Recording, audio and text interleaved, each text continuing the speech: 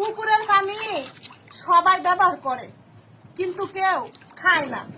ঠিক তেমনই বিবাহিত মেয়েদেরকে সবাই ব্যবহার করবে, ভোগ করবে, কিন্তু কেউ বিয়ে করবে না, সংসার করবে না। বোনরে ঠিক তেমনই 10 মিনিটের দায়িত্ব সবাই নিতে পারবে, কিন্তু সারা জীবনের ভরণ পোষণ কেউ নিতে পারবে না, একমাত্র তোমার স্বামী ছাড়া। তুমি তোমার স্বামীর সংসারে আসো মানে তুমি হেফাজতে আসো, তাই দাঁত থাকতে দাঁতের মূল্য দাও। পুকুরের পানি সবাই ব্যবহার করে কিন্তু কেউ খায় না। ঠিক তেমনই বিবাহিত মেয়েদেরকে সবাই বুক করবে কিন্তু কেউ বিয়ে করবে না, ভালোবাসবে না, সংসার করবে না।